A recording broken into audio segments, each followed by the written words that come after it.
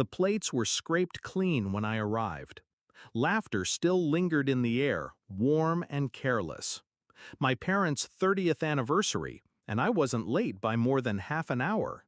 Yet they hadn't saved me a seat, hadn't even left me a plate. My mother handed me a folded bill instead. "Here," she said, like she was offering a gift. I unfolded it. $1,000. My sister smirked. "You're our ATM."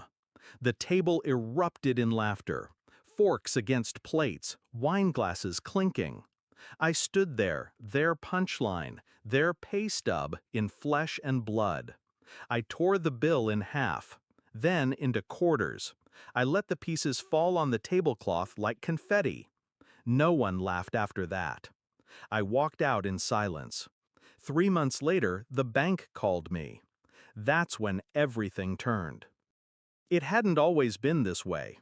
Growing up, I believed in family dinners, birthday cakes, holidays spent shoulder to shoulder. My father worked hard, my mother stretched every dollar, and my sister and I were supposed to be a team. But somewhere along the line, I stopped being their son, their brother. I became their provider. When I landed my first big job, I picked up the check at restaurants. When I bought my first car, they borrowed it until it felt less like mine. Every success became theirs to consume. And when I struggled, their support evaporated. Love had strings. Strings tied to my bank account. The ATM joke wasn't new. It had been whispered behind my back, slipped into conversations, excused as humor. But after that night, my parents' anniversary dinner without me, the laughter ringing in my ears, I started seeing the pattern clearly. Every visit ended with a bill.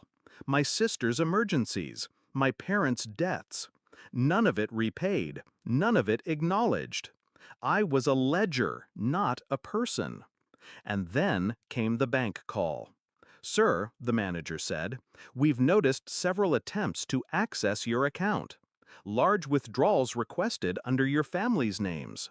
They hadn't even bothered to ask me anymore. They were trying to steal.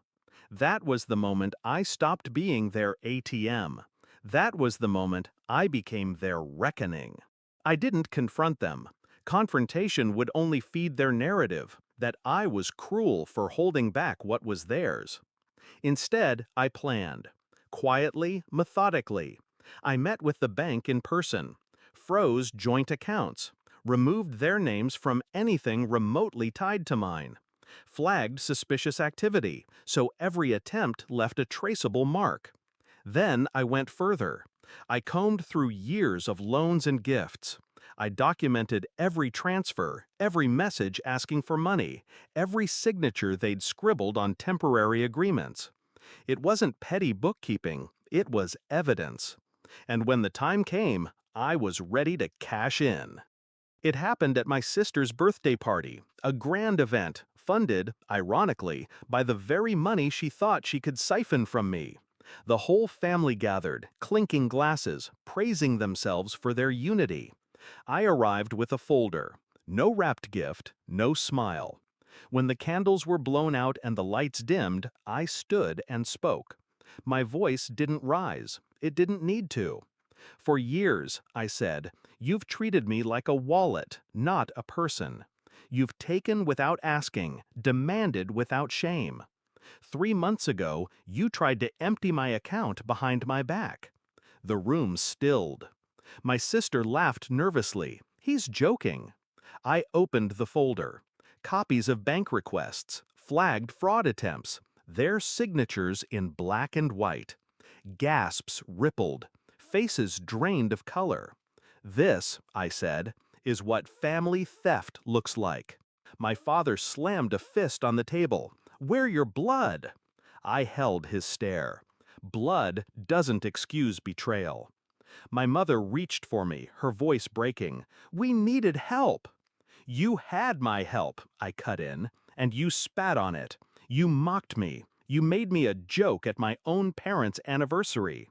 I pulled the final paper from the folder, an affidavit. The bank has everything documented. If you try again, this becomes criminal. Fraud charges, identity theft, jail time. My sister's glass slipped from her hand, shattering on the floor. She whispered, "You wouldn't?" I leaned forward, calm, certain. Try me. I left the folder on the table and walked out, just like I had 3 months earlier. But this time, the silence behind me wasn't laughter. It was fear. Since that night, the calls have stopped. No more emergencies, no more bills slipped into my hand. My phone is quiet. My wallet is mine. Sometimes I wonder if they sit together, whispering about me, resenting me. Maybe they do. Maybe they've painted me the villain. But villains don't bleed themselves dry for people who never cared. Villains don't keep paying for loyalty that doesn't exist. What I did wasn't cruelty, it was survival. They wanted an ATM. Instead, they got a wall they could never climb again.